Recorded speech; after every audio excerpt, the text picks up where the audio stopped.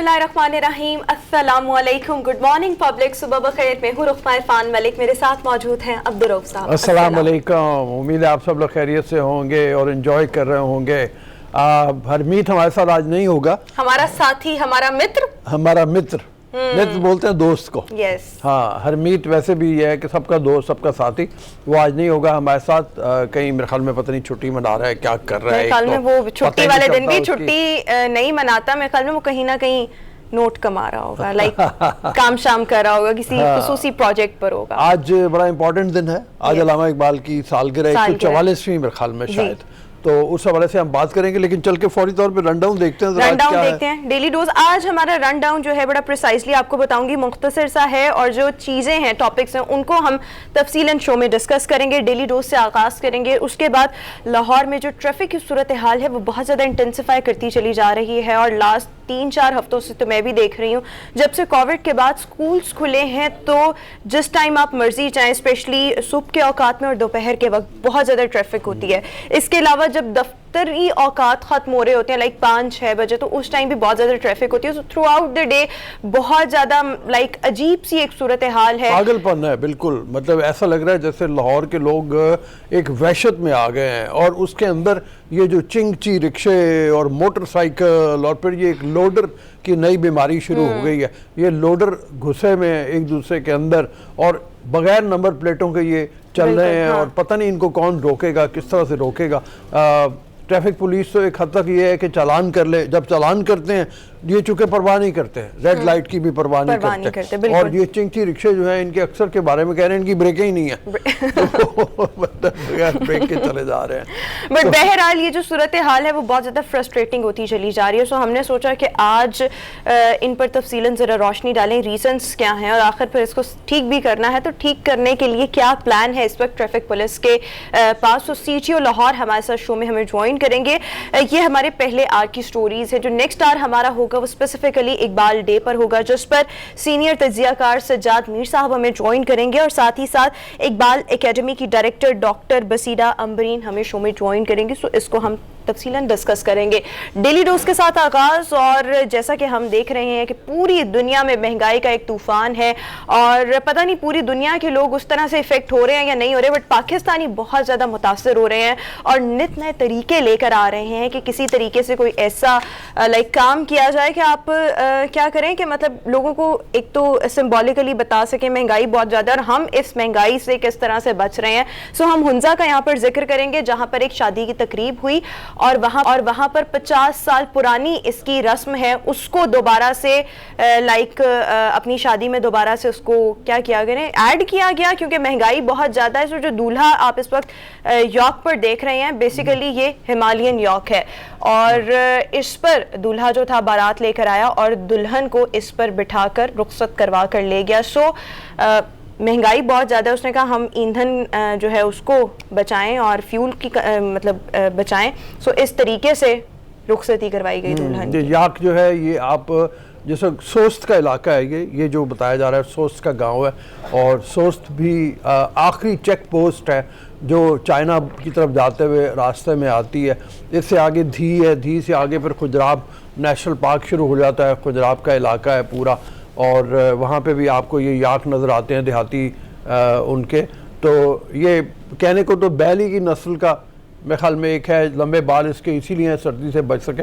तो बहरहाल ये एक तरीक़ेकार है महंगाई से निजात पाने का भी, और मतलब मेरे ख्याल में दुल्हन कितनी खुश लग रही है याक पे बैठते हुए। सबसे बड़े की मैं ये देख रही हूँ कि इस दुल्हन को डर नहीं लगा होगा इस याक पर बैठते हुए। बड़ा ये अजीब सा लग रहा है ना, इस कितने लंबे लंबे सींग हैं। और इसके साथ साथ मेरे ख्याल में महंगाई से तो चले, इन्होंने महंगाई के खिलाफ ये अनोखा जो कारनामा है सर अंजाम दिया, बट मेरे जैसा बंदा जो होगा तो इसको इस तरीके से देखेगा कि हर किसी की ख्वाहिश होती है कि उसकी शादी थोड़े से डिफरेंट अंदाज में हो, लोगों के लिए याद रहे कि किस तरीके से इसकी शादी हो। तुम याद पे ना करवा लेना अपनी शादी। हो सकता है ना, मैं आजकल जरा चीजें नोट डाउन कर रही हूँ कि क्या क्या ऑप्शंस हो सकते हैं कि लोगों को याद रहे कि ये शादी ऐसे हुई थी। सो ये याक वाली भी ऑप्शन हो सकती है। रऊफ साहब, याक यहाँ पे मिलेगा नहीं, वहीं जाना पड़ेगा, चूंकि इतनी गर्मी में वो नहीं हो सकता। याक वहाँ का पालतू जानवर है एक तरह का, वो उन्होंने याक रखे होते हैं खेतों में, आपको चलाते हुए भी नजर आ जाते हैं। तो اسی حوالے سے مطلب یہ ہے کہ ہنزا کی یہ چیز ہے، ہنزا جائیں ضرور، ہنزا انجوائے کریں، یاک بھی دیکھیں جا کے، اور شاید ایسی شادی بھی آپ کو مل جائے۔ بالکل ٹھیک ہو گیا، نیکسٹ سٹوری کی طرف آئیں گے، اور جیسا کہ ہم کچھ روز پہلے بھی اپنے شو میں ڈسکس کرے کے تھے، جب سے یہ کووڈ آیا ہے مین پاور بہت زیادہ کم ہوئی لوگوں کی، اسی وجہ سے جو مختلف ریسٹورینٹس تھے، مختلف انڈسٹریز تھی، وہاں پر روبوٹس کو لایا گیا تاکہ کام جو ہے وہ رکنے نہ پائے۔ سو دنیا بھر میں ایک تو ہم یہ دیکھ رہے ہیں کہ روبوٹس کو بہت زیادہ یوز کیا جا رہا ہے، اسپیشلی ویسٹرن کنٹریز جتنی بھی ہیں وہاں پر روبوٹس بنائے جا رہے ہیں اور ان کو ڈفرینٹ ٹاسک جو ہے وہ سونپے جاتے ہیں۔ سو روبوٹ سازی میں بھی بہت زیادہ اضافہ ہوتا چلا جا رہا ہے۔ ابھی جو آپ ویژولز دیکھ رہے ہیں، یہ ایک روبوٹ تیار کیا گیا ہے جو کہ برگر بناتا ہے، اور اس کی کیپیسٹی اتنی زبردست ہے کہ جناب یہ 60 کے قریب باسکٹس جو ہے برگر کی فل کر سکتا ہے، اور اگر اس روبوٹ کو آپ یہ ٹاسک دیں کہ ڈھیر سارے فرینچ فرائز بنائے اور لوگوں کو برگر سرو کرے تو بڑا آسانی سے یہ ٹاسک جو ہے وہ پورا کر سکتا ہے۔ سو یہ کمپنی کون سی ہے؟ یہ مائسو روبوٹ نامی ایک کمپنی ہے، روبوٹ کا نام فلپی 2 ہے۔ فلپی 2 یس، یہ اس طریقے سے اس کو یوز کیا جا رہا ہے۔ ہم نے پہلے بھی جیسے روبوٹک دنیا کے بارے میں بتایا کہ روبوٹس جو ہیں یہ کافی زیادہ کامن ہوتے چلے جا رہے ہیں، بہت سے کاموں کے لیے ان کو استعمال کیا جا رہا ہے، اور روبوٹ جو ہیں ان میں بھی ترقی ہوتی چلی جا رہی ہے، دن بدن ان میں بہتری سے بہتری آ رہی ہے۔ تو ایک طرف یہ ہے، یہ ایک بڑا ایک طرح سے دیکھا جائے تو ایسے ملک جہاں پہ ہم جیسے ملک جو ہیں پاکستان، جہاں پہ لوگ بہت زیادہ بے روزگار ہوتے ہیں، کام ان کو نہیں ملتا، ان ملکوں میں تو شاید روبوٹک یہ جو ہے یہ کام مشکل ہو جائے، لوگ بے روزگار ہو جائیں گے اور زیادہ۔ لیکن ابھی میری چند دن پہلے امریکہ بات ہو رہی تھی ایک صاحب سے جو بزنس مین ہے، اور وہ کہنے لگے کہ یہ کووڈ کی وجہ سے اور دیگر بہت سی ریسٹرکشن کی وجہ سے وہاں پہ زیادہ تر لیبر ایک زمانے سے میکسیکو سے آتی ہے، وہ لوگ میکسیکو والے واپس چلے گئے تو چیپ لیبر وہاں پہ مل نہیں رہی۔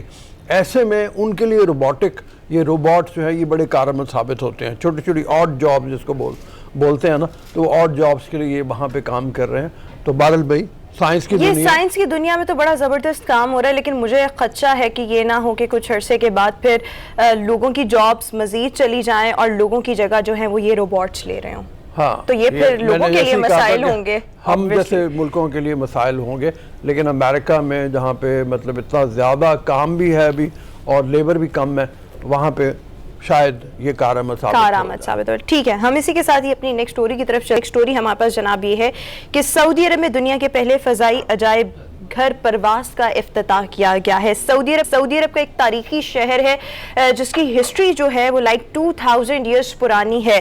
العلا اس شہر کا نام ہے، اور اس پرواز جو پکچرز ابھی آپ اس وقت پبلک نیوز کی سکرینز پر دیکھ رہے ہیں، اس پرواز میں سعودی ایئر لائن اور ساتھ ہی ساتھ العلا کی انتظامیہ نے کلیبوریشن کے ساتھ یہاں اس پرواز میں جو موجود ٹریولرز تھے، مسافر تھے، ان کو عجائب گھر دکھایا اور ان کا پرتپاک استقبال کیا۔ سو یہ پہلا ایکسپیرینس تھا کہ فضا میں میوزیم جو ہے اس کی سیر کرائی گئی ہو۔ یہ دیکھو نا تصویریں ہیں، مختلف وہ لٹریچر ہے جو دکھا رہے ہیں مسافروں کو، ان کو آگاہ کر رہے ہیں، تاکہ ایک طرف تو لوگ جانا چاہیں گے۔ العلا جو ہے یہ کہہ رہے ہیں 2000 سال پرانا شہر ہے، اور یہاں پہ قبل اسلام یہاں کے لوگ رہتے تھے۔ یہ وہی لوگ ہیں جنہوں نے اردن کا مشہور شہر بھی ایک آباد کیا۔ یہ کون سا شہر ہے؟ بترا یا بترا؟ ہاں میں خیال میں بترا ہی ہوگا، بترا شہر بھی آباد کیا۔ تو اچھا ہے بھائی، آگاہ کرنے کے لیے لوگوں کو فضا کے دوران۔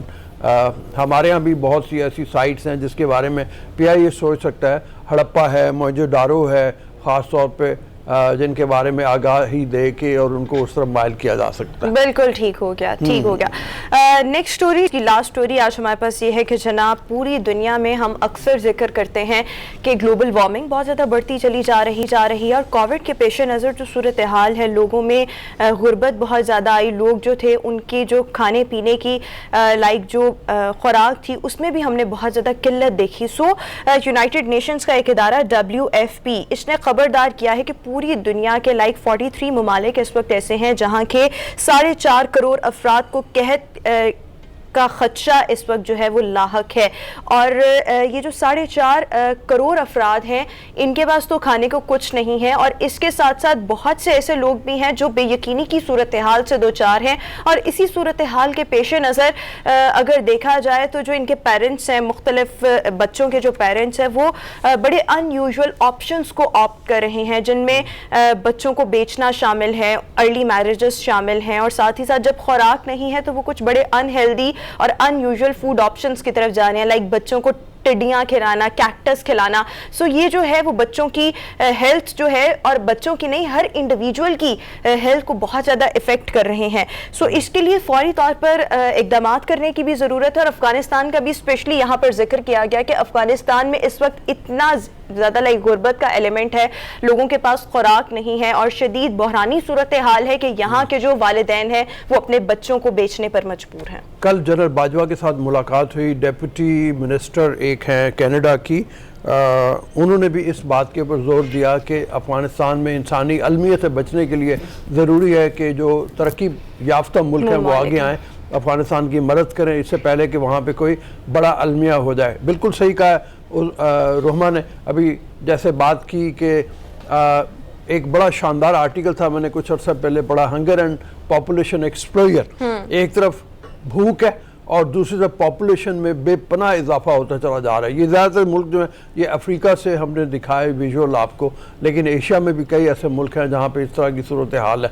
تو میں خاص طور پہ بھوک بہت زیادہ ہے, اور 4.5 کروڑ یہ کہہ رہے ہیں جو اقوام متحدہ کے ادارے ہیں کہ یہ لوگ پاورٹی لائن سے نیچے جا کے فاقہ کشی پہ مجبور ہو سکتے ہیں.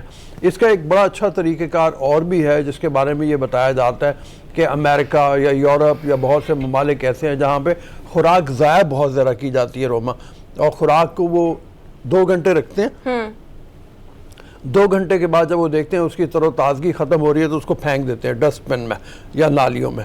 اس کچرے سے بچانے کے لیے, مطلب اس سے بچنے کے لیے, بجائے اس کے کہ 2 گھنٹے بعد آپ پھینک دیں اس طریقے سے, بریڈ ہوتی ہے, ڈبل روٹیاں ہوتی ہیں, یہ روٹیاں ہوتی ہیں ان کو, تو میرا خیال ہے کہ یہ ہمیں کرنا چاہیے کم از کم.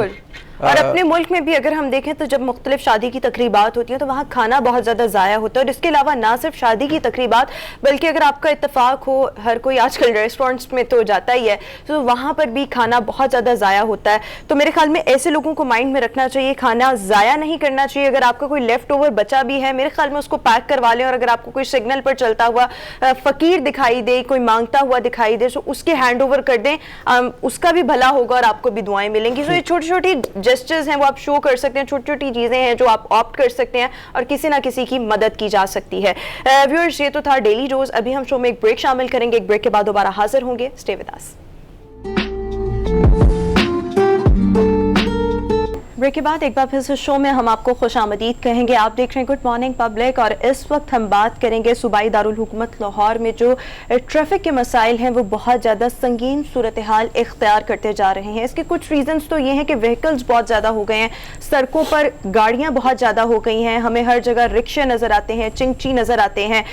پھر اس کے علاوہ سڑکیں جو ہیں وہ بعض جگہوں سے ٹوٹی پوٹی ہیں, سگنلز کے کچھ ایشوز ہیں, اس کے علاوہ تجاوزات مختلف جگہوں پر ہمیں دکھائی دیتی ہیں. سو یہ وہ ریزنز ہیں, کچھ بیسک ریزنز ہیں جس کی وجہ سے جو ٹریفک ہے اس کی روانی بہت زیادہ متاثر ہوتی چلی جا رہی ہے, اور لوگوں کے لیے اس وقت بہت زیادہ مسئلہ بنتی چلی جا رہی ہے.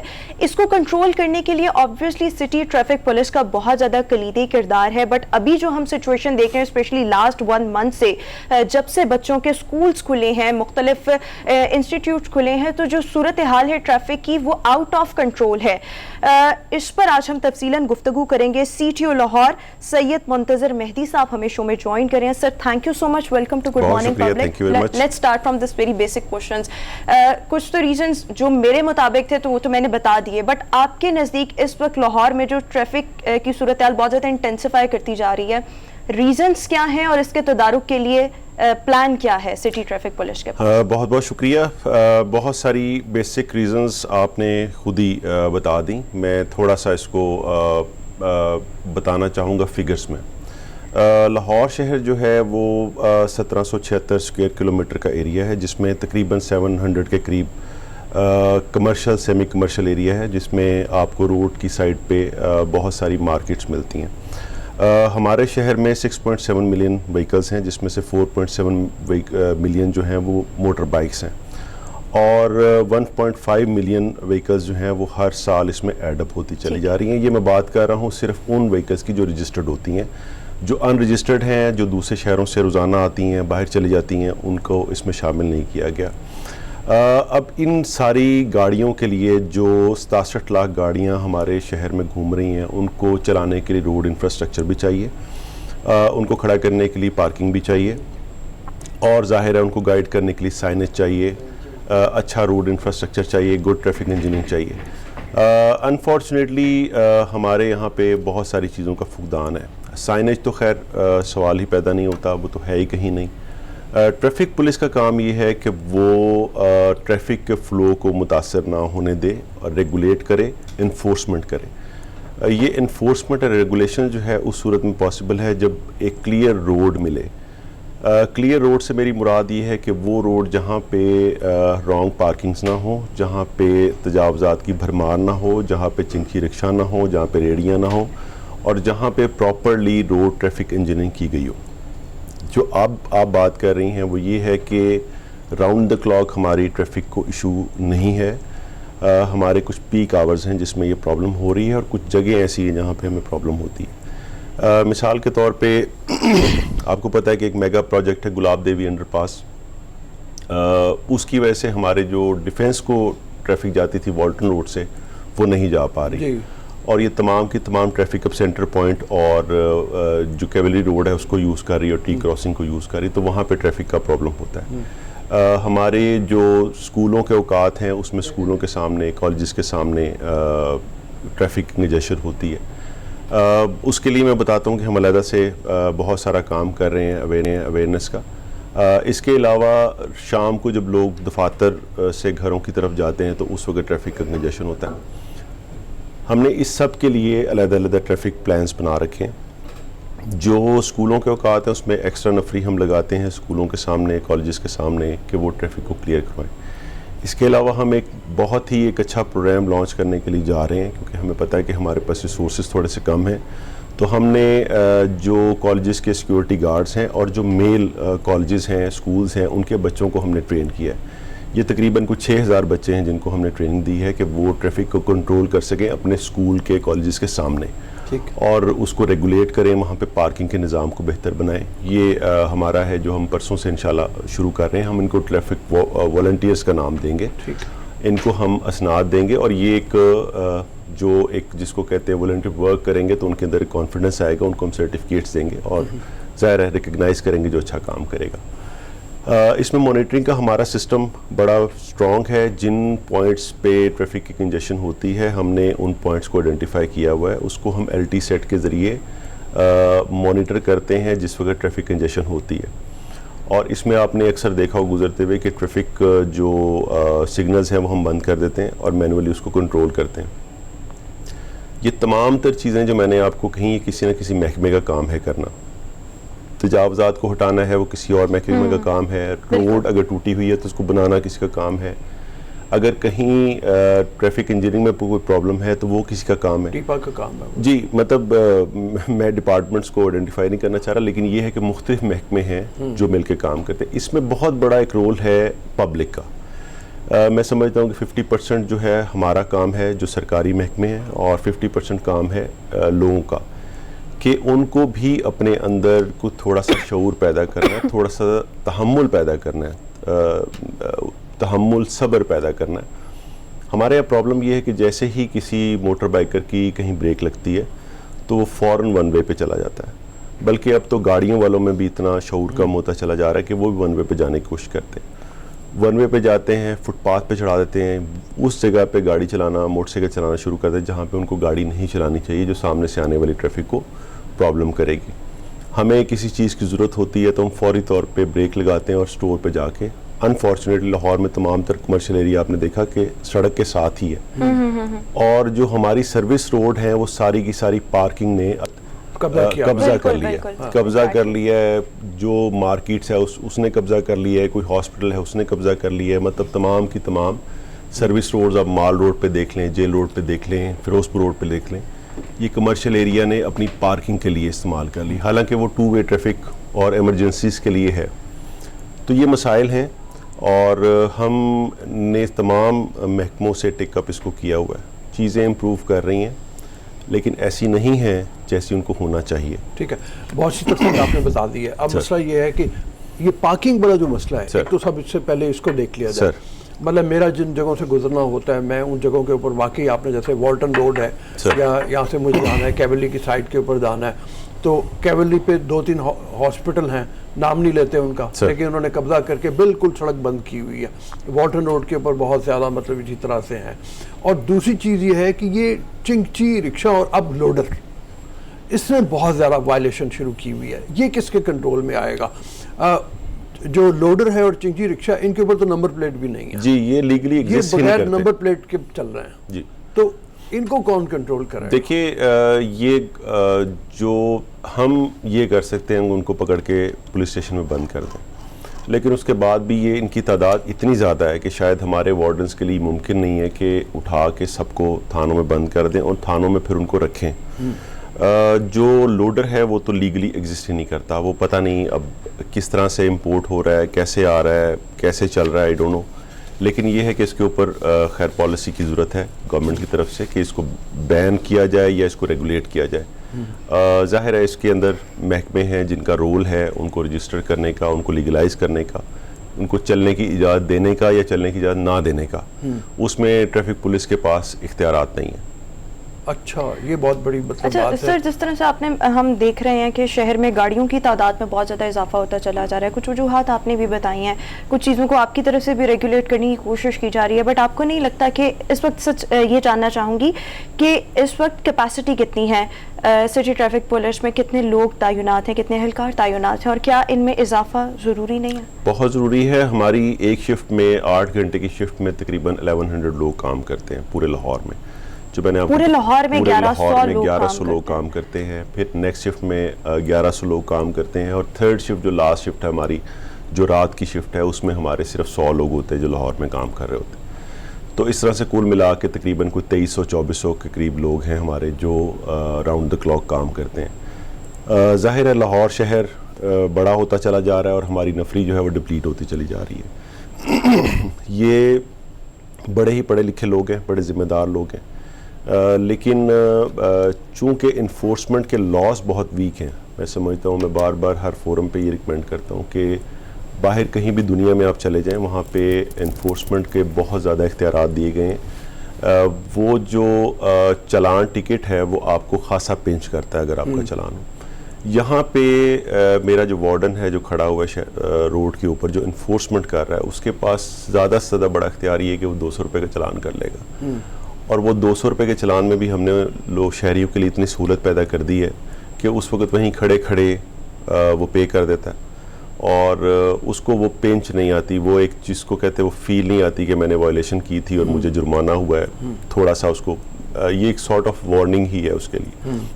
تو آپ ہر وقت اگر وارننگز ہی دیں گے تو ظاہر ہے کام نہیں چلے گا.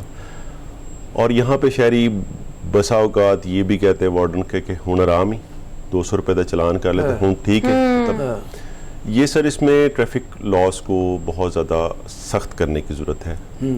یہ ہم ہر کسی کا چلان نہیں کر سکتے, لیکن جب ہم کسی کا چلان کریں تو اس کو پھر محسوس ہونا چاہیے کہ اس نے وائلیشن کی تھی. 200 روپیہ تو نتھنگ. یہ تو وہ باہر کے ملکوں میں جیسے ہوتا ہے, مطلب ہم نے امریکہ میں بھی گاڑی چلائی ہے, یورپ میں بھی, انگلینڈ میں آپ کا چلان پاؤنڈ میں جس وقت ہوتا ہے سر, پتہ چلتا ہے 50 پاؤنڈ یا 100 پاؤنڈ مطلب جرمانہ ہوا ہے تو لگ پتہ جاتا ہے. سر انشورنس بڑھتی ہے, آپ کے پوائنٹس کٹتے ہیں لائسنس میں سے. وہ بھی دوسرا طرف میں آ رہا تھا کہ ایسا بھی کوئی سسٹم بنانے کی ضرورت ہے کہ جس میں آپ کے پوائنٹس کٹیں, اور جب آپ ایک خاص پوائنٹس پہ پہنچ جائیں تو اس کا مطلب یہ ہے کہ آپ کا لائسنس آپ سے واپس لے لیا جائے گا, اور پھر آپ کو دوبارہ کچھ کورسز کرنے پڑیں گے. تو یہ وارننگز وغیرہ کرنے کا کوئی ارادہ ہے, یا مطلب کہ وہی آپ کے پاس مین پاور کی کمی ہے اور اس وجہ سے یہ نہیں ہو سکتا؟ سر صرف اور صرف انفورسمنٹ کو بہتر بنانے کے لیے ہمارے بیسیکلی سر 2 رولز ہیں.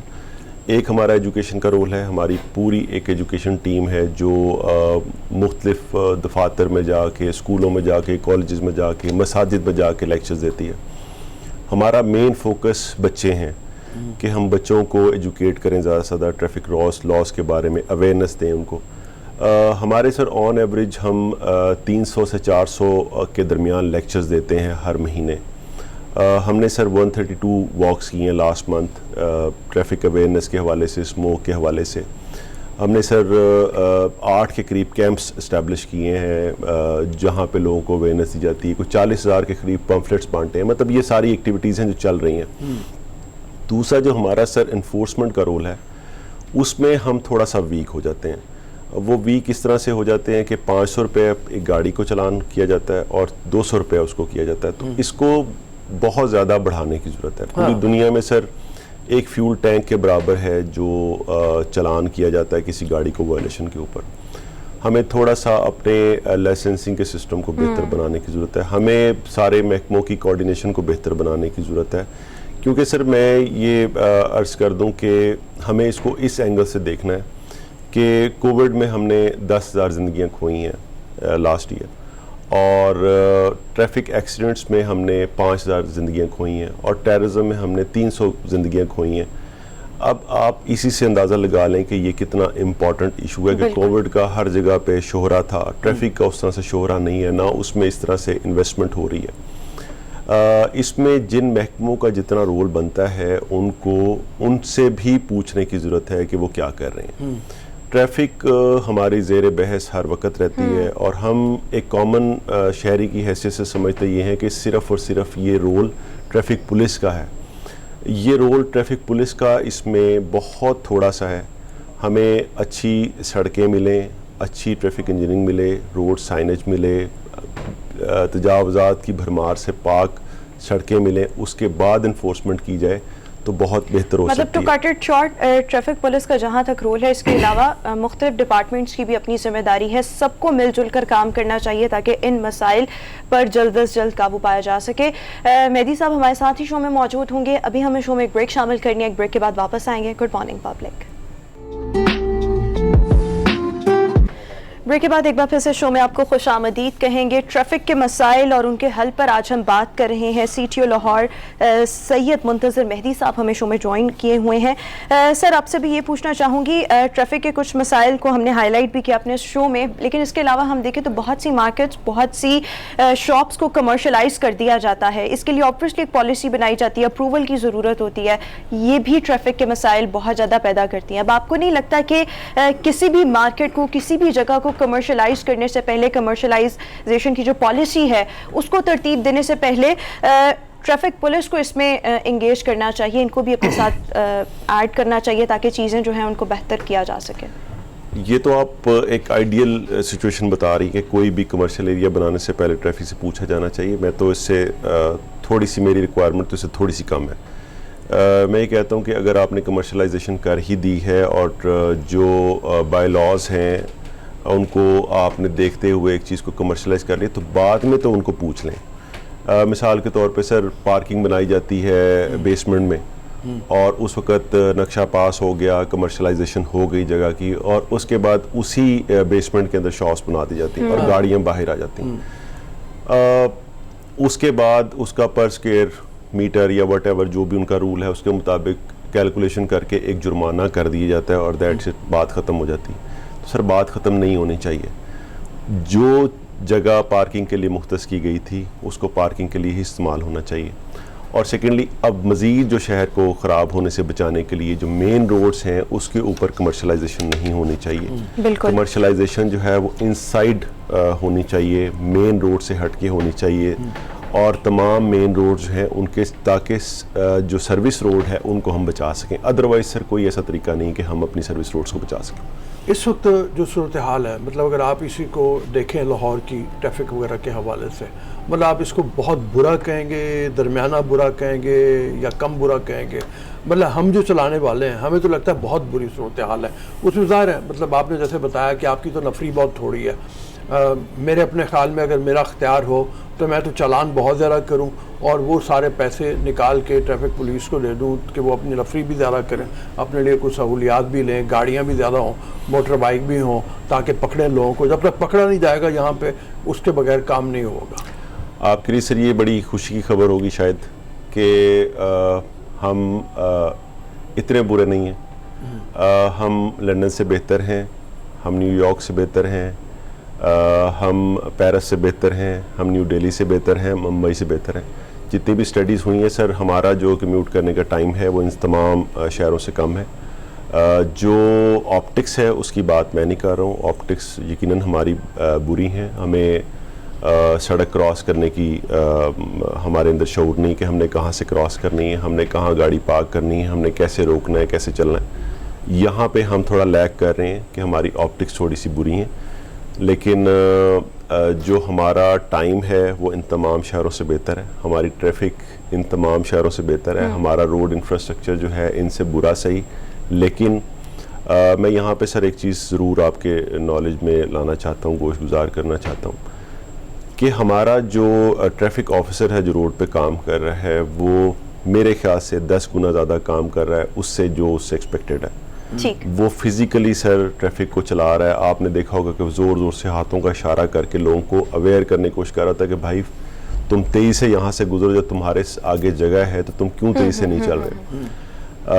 ہمارا جو ٹریفک وارڈن ہے وہ کم از کم 3 سے 4 گھنٹے اپنے 8 گھنٹے کی ڈیوٹی میں سگنلز کو آف کر کے ٹریفک کو ریگولیٹ کر رہا ہوتا ہے, کیونکہ ہماری روڈ انفراسٹرکچر میں اتنی گنجائش نہیں کہ اتنی گاڑی کو ابزارب کر سکے. تو ہمیں فزیکلی محنت کرنی پڑ رہی ہوتی ہے. تو sir situation is not that bad, ہم اس کو امپروو کر رہے ہیں, امپروو ہو بھی رہی ہے. اور مختلف اسٹڈیز ہیں جو آئی ہیں جنہوں نے بتایا ہے کہ ہم دنیا میں بہت سارے معاملات میں جہاں جن چیزوں میں ہم بہت ساری چیزوں میں پیچھے ہیں, ٹریفک میں ہم بہت ساری دنیا سے آگے ہیں. Sir I have so many questions on my list, so چاہوں گی کہ آپ تھوڑا سا مختصر جواب دیں تاکہ زیادہ سے زیادہ سوالات جو ہیں وہ کور ہو سکیں. یہاں پر ایک لائٹر نوٹ پر ایک سوال کرنا چاہوں گی, آئی ہوپ آپ مائنڈ نہیں کریں گے, کہ یہ ایک امپیکٹ جاتا ہے جب ٹریفک وارڈنس کسی کا بھی چالان کر رہے ہوتے ہیں تو یہ ایسے لگتا ہے لائک یہ ہم سنتے بھی ہیں کہ شاید ہر چالان کے پیچھے ان کا کوئی کمیشن ہوتا ہے. ذرا اس چیز کو کلیئر کر دیں ہمارے دیکھنے والوں کے لیے. مختصر یہ ہے کہ ہمارا اس میں کسی قسم کا کوئی کمیشن نہیں ہے. ہم نے اپنے وارڈنس کو کسی قسم کا کوئی ٹارگٹ نہیں دیا گیا, کوئی نہیں دیا, اور نہ ہمیں گورنمنٹ کی طرف سے کوئی انسٹرکشن ہے کہ زیادہ سے زیادہ چلان کرنے. جو وائلیشن کرے گا اس کا چلان کیا جائے گا. اور اس میں ایک چیز میں آپ کو بتا دوں کہ ہم کوشش کرتے ہیں, لوگوں کی اکنامک سچویشن بہت بری ہے تو ہم نہیں چاہتے کہ لوگوں کو 200 روپے کا برڈن بھی ہو. ہم اویئرنیس کی طرف, ایجوکیشن کی طرف زیادہ جا رہے ہیں, ہم چلانز نہیں کرتے. ہمارا کوشش ٹھیک ہے. اس میں تھوڑا سا مطلب یہ ہے کہ معذرت کے ساتھ میں سمجھتا ہوں کہ چلان زیادہ ہونا چاہیے اور کافی زیادہ ہونا چاہیے. تو آپ تو کہہ رہے ہیں نرم دلی سے, یہ نرم دلی سے سمجھنے کی بات ہوتی تو بہت بہتر ہو گئی. آپ درست کہہ رہے ہیں سر, آپ درست کہہ رہے ہیں. اب یہ ہے کہ یہ چالان میں ہم نے تھوڑی دیر پہلے بھی اس کی بات کی, اگر چالان کو زیادہ کیا جائے یہ کس نے کرنا ہے؟ مطلب یہ کہ جو زیادہ وائلیٹ کر رہا ہے اس کو زیادہ بڑا چالان ہو, جو کم کر رہا ہے اس کو کم چالان ہو. اگر لال بتی کراس کر گئے بہت خطرے کی بات بنتی ہے. روز کم از کم 4-5 ایکسیڈنٹس میں دیکھتا ہوں جو لال بتی کراس کرنے کے نتیجے میں ہوتے ہیں.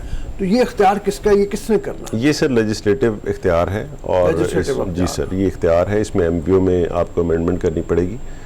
اور میں یہ سمجھتا ہوں کہ یہ چلان کم ہونے چاہیے, لیکن اس کی اماؤنٹ اتنی زیادہ ہونی چاہیے کہ ایک بندہ جب چلان اس کا ہو جائے تو اس کو سالوں یاد رہے کہ میں نے وائلیشن کی تھی, اور اس کے بعد وہ کبھی وائلیشن کرنے کا سوچے بھی نہ. ٹھیک ہے. اچھا, ای چالان, اس سے آپ کو لگتا ہے سسٹم میں بہت زیادہ بہتری آئی ہے؟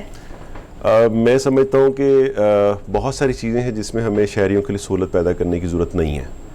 اگر کسی نے وائلیشن کی ہے تو اس کو پہلے لائن میں لگ کے بینک میں جمع کرائے گا, تو اس کو تھوڑا سا جتنی دیر احساس رہے گا کہ میں نے وائلیشن کی تھی اور میں اس کی وجہ سے سفر کر رہا ہوں, تو تھوڑا سا اس کو فیل ضرور ہونا چاہیے. ای چلان نے ان کے لیے اتنی آسانی پیدا کر دی کہ شاید وائلیشن اس سے زیادہ ہوئی ہے. تو ہمارا فیس تو شاید پبلک فیس تو بہتر ہوا ہے عوام میں کہ بہت سہولت ہم نے پیدا کر دی ہے. اسی وقت کھڑے کھڑے آپ موبائل کے ذریعے پیمنٹ کر دیں, لیکن ریلیکس ہو گئے کہ خیر ہے چلان ہو بھی. اور پھر میں نے یہ بھی دیکھا کہ لائک اگر آپ کو چند ایک چالان گھر آئے ہیں تو وہ ردی کی ٹوکری ہو رہے ہوتے ہیں, کوئی اس کو بادر بھی نہیں کرتا پے کرنے کی, انلیس کہ آپ کی گاڑی کسی سگنل پہ روک نہ دی جائے. یہ بھی ایسے جی ہم اس میں ہمیں ایک ایکسٹرا ایفرٹ بھی کرنی پڑ رہی ہے کہ ہم نے 17 ٹیمز اپنی اسی کام کے لیے لگا رکھی ہیں کہ جو لوگ زیادہ ڈیفالٹرز ہیں ان کو پکڑیں اور ان کی گاڑیوں کو پولیس اسٹیشن میں بند کریں اور چلان پے کروائیں. اچھا, آخری منٹ ہے, مطلب اس میں میرے خیال میں پبلک کو میسیج یہ آپ کا جانا چاہیے کہ خدا کے لیے آپ بہتری کے لیے کام کریں، اور جتنا کام پولیس کا ہے اتنا ہی عوام کا بھی ہے. جی سر، ایگزیکٹلی میں نے جیسے گزارش کی پہلے کہ میں یہ سمجھتا ہوں کہ اس میں تمام دنیا میں آپ دیکھ لیں کہ زیادہ بڑا رول جو ہے وہ عوام پلے کرتی ہیں ٹریفک ریگولیٹ کرنے میں. ہمارے پاس اب گنجائش نہیں ہے، جتنی بڑی ہم شہر بن گئے ہیں، جتنی زیادہ پاپولیٹڈ ایریا، جتنی زیادہ گاڑی ہیں، ہمارے پاس کوئی چارہ نہیں ہے ڈسپلن ہوئے بغیر. اور ڈسپلن ہوں گے تو آپ اپنا وقت بھی بچائیں گے، دوسروں کا وقت بچائیں گے، فیول بچائیں گے، اپنی زندگی بچائیں گے، لوگوں کی زندگیاں بچائیں گے. تو اس لیے ہمیں اب ذمہ دار شہری کی طرح بیہیو کرنا پڑے گا، اس کے علاوہ ہمارے پاس چارہ نہیں. ٹھیک ہے، تھینک یو سو مچ سید منتظر مہدی صاحب، آپ نے گڈ مارننگ پبلک کے لیے وقت نکالا. اور بلا شبہ جو سٹی ٹریفک پولیس ہے وہ بہت زبردست کام کری ہے. کچھ روز پہلے ہم نے اپنے شو میں سلمہ شوکت صاحبہ کو دعوت دی تھی، پاکستان کی پہلی خاتون ٹریفک وارڈن ہے جو کہ یونائٹڈ نیشن کے امن مشن پر گئی ہیں، اور obviously یہ تمام لوگ ہمارا فخر ہیں اور ہم سب ان پر فخر محسوس کرتے ہیں. پھر ابھی ہم شو میں ایک بریک شامل کریں گے، ایک بریک کے بعد واپس آئیں گے.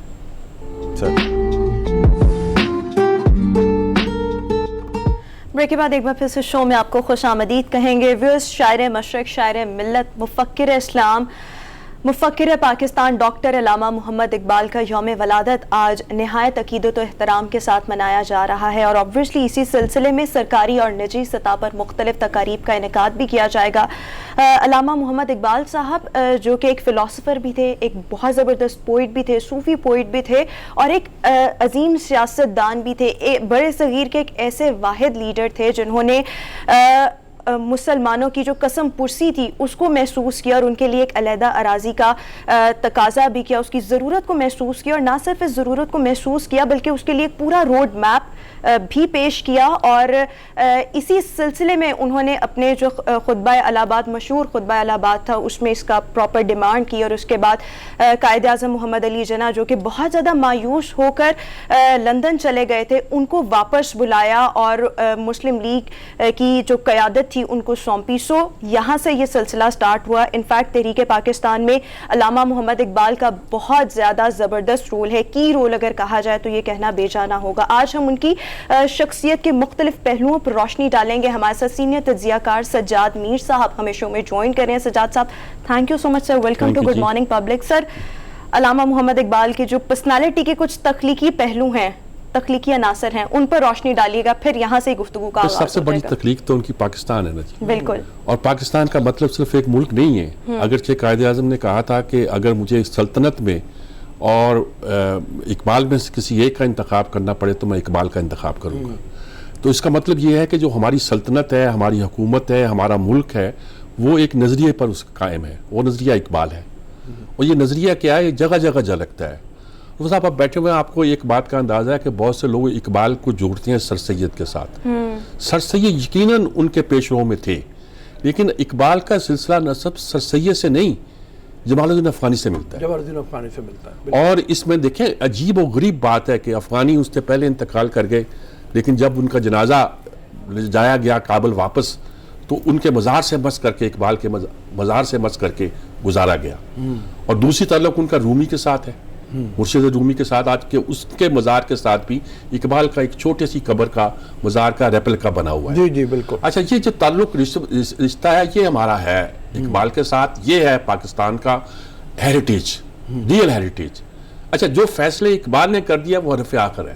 خطبہ الہ آباد کا حوالہ دیا، اس میں انہوں نے کہا کہ Islam does not bifurcate the unity of man into the reconcilable duality of spirit and matter, state and church. آج بحث چلتی ہے نا کہ ریاست اور کلیسا ایک ہے، سیکولرزم فلانا، بحث کا ختم کر دی. انہوں نے کہا کہ جب دارا کی شکل میں اکبر پھر زندہ ہونا چاہ رہا تھا تو ہمارے ہاں اورنگزیب کی فیصلہ کر دیا نا، ترکش مارا خدنگ آخری، میرے کمان کا آخری تیر تھا جو میں نے چلا دیا، خیرہ نہ کر سکا مجھے جلوہ دانش فرنگ، سرما ہے میری آنکھ کا خاک مدینہ و نجف. تو وہاں سے جب وہ آ گیا تو مطلب وہ طے کر دیا، یہ طے کر دیا. اور یہ بھی طے کر دیا کہ ہمارے ہاں ریاست اور کلیسا یعنی کہ مذہب اور ریاست الگ الگ نہیں ہے. یعنی یہ بحث جو آج بہت چلتی رہی ہمارے ہاں سیکولرزم کے نام پر، دارا اور اکبر کی بحث میں، اس بحث میں ثابت کر دیا کہ یہ ہے منزل جس کی طرف ہمیں چلنا ہے، اور اسی کے نام پاکستان ہے. اچھا یہ بتائیے مطلب ایک اقبال کو بہت بڑا ایک سینتھسائزر کہا جاتا ہے تھاٹ کا، کہ ایک طرف ماڈرن تھاٹ تھی، لوگوں کے اوپر بہت پریشر تھا، انگریزی تعلیم، انگریزی رسم و رواج یا کلچر، مطلب اس کا آن سلاٹ جو ہوا تھا، دوسری طرف بالکل دیوبند کے لوگ جو چاہتے ہی نہیں تھے کہ اس وقت انگریزی تعلیم کی طرف جائیں، وہاں پہ اقبال نے جو اس بات کا ایک پرچار کیا اور یہ کہا کہ جو دانش اس وقت یا تعلیم اس وقت یورپ کے پاس ہے یہ مسلمانوں کی دین ہے، اور پورے نام لے کے پوری مطلب یہ 6 لیکچرز میں اس کی بڑی تفصیل ہے. تو اس کی امپورٹنس کتنی زیادہ ہے لوگوں کو یہ سمجھانے کی کہ آپ نے وہاں سے اب آگے چلنا ہے، آپ نے کسی چیز کو یورپ کی کاپی نہیں کر رہے آپ. ٹھیک بات ہے. دیکھیں جمال الدین افغانی کے بارے میں انہوں نے ایک بات کہی تھی کہ اگر وہ سیاست میں ان کو مصروف نہ ہونا پڑتا تو وہ اس عہد کے مجدد ہوتے. حالانکہ شاہ ولی اللہ کے بڑے قائل ہیں اقبال، لیکن اس کے باوجود جمال الدین افغانی کو کہتے ہیں کہ مجدد وہ ہوتے. اتنی بڑی بات کرتے ہیں. وہ سارے مفتی عبدہو اور سارے لوگ جو وہاں تھے مصر سے، خاص طور پر جو ایک تحریک ماڈرنٹی کی بھی سمجھ لیجیے گا اور ملت اسلامیہ کے اتحاد کی تحریک جو تھی وہ ان کے اندر تھی. آپ نے کہا نا کہ انہوں نے دیوبند کا اور ان کا بلنڈ کیا، میں اس سے بھی آگے کہتا ہوں انہوں نے بریلویت کا، یعنی عشق رسول کی، جو اقبال کے ہاں تو عشق رسول کے بعد دین بھی نہیں ہے. بالکل وہ ہے نا کہ سرود برسر ممبر کے ملتا وطن وہ مصرع نہیں پڑھوں گا اگلا میں جان بوجھ کر. بمصطفیٰ برساں خیش را کہ دین ہما اوست، بمصطفیٰ برساں خیش را کہ دین ہما اوست. دین ہے یہی، حضور تک نہیں پہنچے دین. بمصطفیٰ برساں خیش را کہ دین ہما اوست، اگر بہو نہ رسیدی تمام بھولا بھی. یعنی کہ اگر آپ حضور نبی کریم تک نہیں پہنچتے کہ دین یہی ہے، اس رستے سے جاتے ہیں. توحید سے زیادہ جتنا زور ان کا رسالت پر ہے، اور وہ بھی ختم نبوت کے کانسیپٹ پر. اور ختم نبوت کے کانسیپٹ سے انہوں نے کہا کہ ایک نئے عہد کا آغاز ہوا، جو شعور کے عہد کا آغاز تھا، منطق کے عہد کا آغاز تھا، سائنس کے عہد کا آغاز تھا. یہ دور جدید اور دور قدیم کے درمیان جو پل جو آپ نے ابھی بیان کیا، حضور کی ذات کو قرار دیا. تو اس طرح آپ سمجھیے کہ ہمارے عہد میں آپ دیوبند کہہ رہے ہیں، دیوبند کا اور جو ہماری میں نے سر سید کا نام بھی لیا تھا اور نام لے لیجیے آپ، ان دونوں کا جو بلینڈ ہے وہ اقبال کے آپ حرف آخر کے طور پر ہے. انہوں نے اپنی روایت کو نہیں چھوڑا لیکن نئے رستوں کی تلاش کی اور نئے رستوں پہ چلایا ہمیں. اور نیا راستہ یہی تھا کہ پاکستان کی تلاش بھی ایک چھوٹا راستہ نہیں تھا. یعنی اس وقت یہ فیصلہ کرنا کہ I lead no party I follow no leader. خطبہ الہ آباد صدارت کر رہے ہیں مسلم لیگ بالکل، لیکن کہہ رہے ہیں کہ I lead no party I follow no leader. مجھے ایک دانشور کے طور پر سمجھے آپ، مجھے یہ نہ سمجھے کہ مسلم لیگ کی صدارت کر رہا ہوں میں سیاسی پارٹی کا کوئی. میں I lead no party I follow no leader. اس وقت تک ابھی قائد اعظم کو انہوں نے لیڈر نہیں کہا تھا. اس میں قائد اعظم تھے بھی، تو اس وقت ویسے بھی اگر دیکھا جائے ویکیوم تھا، تو شفیع لیگ اور اقبال وہ قائد اعظم کے درمیان جو اختلافات تھے. اور انہوں نے کہا کہ، اور اس کے بعد انہوں نے پورا نقشہ پیش کیا کہ اس علاقے کے جو مسلمان اکٹھے ہو جائیں تو وہ اپنے کلچر کی، تہذیب کی، اپنے مزاج کی حفاظت کر سکتے ہیں. اقبال کا خیال تو ٹھیک تھا، پتہ نہیں ہم ہی اس کو اس طرح فالو نہیں کر پائے اور یہاں نہیں لے جا سکے. لیکن آج بھی اگر پاکستان میں پاکستان یہ زندہ ہے تو اس لیے ہے کہ اس کی بنیاد اقبال پہ تھی، اقبال کی فکر پر. اچھا اب نوجوانوں کی طرف ذرا آ جائے، چونکہ آج کا نوجوان جو ہے ظاہر ہے مطلب اس سے کافی دور ہوا ہوا ہے اس فکر سے، اس کو پتہ نہیں ہے، پڑھا نہیں ہے مطلب اس طرح سے. تو وہ جو آتا ہے نا کہ کبھی ہے نوجوان مسلم تدبر بھی کیا تو نے، وہ کیا گردوں تھا تو جس کا ایک ٹوٹا ہوا تارا. تو مطلب یہ ہے کہ اور کا ہے پیام اور میرا پیام اور ہے، عشق درد مند کا طرز کلام اور ہے. علی گڑھ میں، بالکل علی گڑھ میں جا کے یہ بات کی. بالکل، یعنی آپ ان کے دیکھیے کچھ نہیں ہے، آپ لب پہ آتی ہے دعا بن کے تمنا میری. اس میں گننے 4-5 شاید 6 ایک دن میں نے گنے تھے سبق ایسے ہیں جو آپ کی زندگی کو ڈٹرمن کرتے ہیں. اور باقی جو آپ اشعار پڑھ رہے ہیں نوجوانوں کے لیے، ان کی جو بہت سی چیزیں ہیں، باتیں ہیں، وہ مطلب جوانوں کو پیروں کا استاد کر. دیکھو نا ساری بات اسی میں کری، جوانوں کو پیروں کا استاد کر. اور یہ سارا آپ ساکی نامہ دیکھ رہے ہیں، سارے کا سارا ایک بالکل نئے عشق کا پیغام ہے، نئے ایک خودی کا پیغام ہے، آگے بڑھنے کا پیغام ہے. دیکھیے اقبال ایک جگہ تھوڑا زندہ تھا. یہ جو سینٹرل ایشیا ہے جب یہ آزاد ہو رہا تھا تو یہاں ملینز کا لفظ استعمال کیا جاتا ہے کہ مجمع جو تھا وہ اقبال کا کلام گا رہا ہوتا تھا. اقبال کا پیغام وہاں بھی پہنچا. ایران میں ان کے صدر خامنائی اور جتنے ان کے بڑے لوگ ہیں ان کی تحریریں اقبال کے اوپر پڑھ لیں. یعنی کہ یہ ہے کہ غیر ایرانی کو فارسی شاعری کو تسلیم کرنا تو بات ایک طرف ہے، پیغام کو کس طرح لیا. اچھا پھر جو ان کی پریزنٹ فکر میں علی شریعتی کا رول ہے، علی شریعتی کے رول کو میں اس طرح نہیں کہتا کیونکہ وہ تو کچھ انقلاب کے بعد اس کو تو ڈسون کرنا شروع کر دیا تھا. وہ قم اور تہران یونیورسٹی کے جو ایک ٹسل تھی وہ اپنی جگہ، لیکن اقبال نے کس طرح نفوذ کیا ان کے پرانے مکتب فکر میں بھی، ان کے جدید مکتب فکر میں بھی. آپ تو حسین نصر کے زیادہ قائل ہوں گے میری طرح، لیکن یہ کہ ساری چیزیں جو کٹھی آتی ہیں نا، اقبال آپ دیکھیں حسین نصر اور علی شریعتی کو اگر بھی مکس کرنا ہو تو اقبال کے ذریعے ہوتا اور کوئی نہیں ہوتا. یہ کمال کا اس کا کام ہے. خامنائی بھی اسی کے ہے. وہ دوسرے جو تھے وزیر جو صدر رہے ان کے، اس کے بعد کیا نام تھا ان کا، ان کے آرٹیکل بھی آپ ان پہ پڑھ لیں اقبال پہ. کمال کی چیزیں ہیں ساری، اور ہر ایک نے اس پہ کمٹ کیا ہے اقبال پہ. ایران ہو، سینٹرل ایشیا ہو، افغانستان ہو، ہر جگہ جو ہے نا اقبال از میننگ فل عام آدمی کے لیے اس کا ہوتا ہے. ابھی آپ ان کے فارسی کے اشعار پڑھے تھے، وہ فارسی پڑھنے والے لوگ بھی فارسی کے اشعار اس طرح پڑھتے ہیں جیسے کہ گویا انہی کے لیے ان کا پیغام ہے. اچھا سر، جس طرح سے رؤوف صاحب نے ذکر کیا کہ مطلب آج ینگسٹرز کا ذکر کیا کہ ہم سب مطلب ہم خود کو بھی اس میں شامل کرتے ہیں نا کہ وہ فہم نہیں ہے. بالکل. تو بینگ ینگسٹرز ہمارے لیے ان کی زندگی سے کیا کیا لیسنز موجود ہیں جو ہم سیکھ سکتے ہیں اگر سیکھنا چاہیں تو؟ سب سے بڑا لیسن تو یہ ہے کہ کہ بجائے اس کے کہ آپ مکھی پہ مکھی ماریں، بجائے اس کے کہ آپ جو کچھ بھی موجود ہے اس کو فالو کریں، آپ اپنی تہذیب سے کٹیں تو نہ، لیکن نئے راستے تلاش کریں. اور یہی اقبال کا کمال تھا. جیسے انہوں نے کہا کہ انہوں نے دیوبند میں بھی اور ماڈرن فکر میں بھی ایک طرح کا اتحاد پیدا کیا، اور یہی اتحاد جو ہے یہ ہمیں آگے لے کے جاتا ہے. اقبال کی فکر میں بہت سی ایسی باتیں ہیں. دیکھیے نا کہیں وہ ہمارے بچپن میں دو آدمیوں کا تصادم ہوتا تھا مذہب میں، ایک پرویز اور ایک سعید مودودی.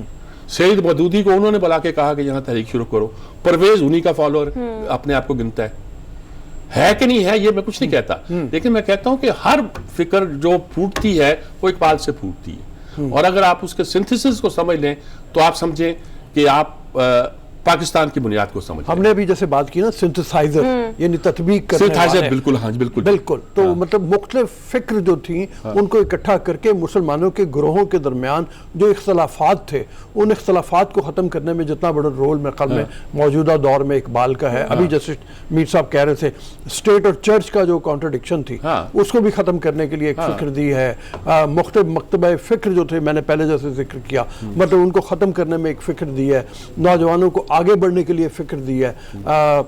مغرب اور دور جدید اور ٹریڈیشنل جو اسلام ہے اس کے درمیان ہم نے پہلے بھی بات کی کہ مطلب جو ہے تطبیق پیدا کی ہے. تو تطبیق ذرا زیادہ مشکل لفظ ہو جاتا ہے. ان میں اتحاد کیا ہے سنتھسائزر. لیکن سر یہ جو فکر اقبال ہے مطلب ہمیں کتابوں میں نظر آتی ہے، پریکٹیکلی تو ہمیں اس حوالے سے کچھ نظر نہیں آتا نا. نہیں، پریکٹیکلی صورتحال یہ ہے کہ ہم جو کچھ بھی جڑے ہوئے ہیں نا جی، اس میں مذہبی عناصر کا بہت بڑا دخل ہوگا، لیکن مذہبی عناصر میں بھی ایک شدت آ سکتی ہے جیسے آئی ہے ہماری بہت سی. آج ہم ان کے ساتھ سیز فائر کر رہے ہیں، آج ہم ان کو مین دھارے میں لانا چاہتے ہیں، آج ہم ان کو کالعدم ان کا ہونا ختم کرنا چاہتے ہیں.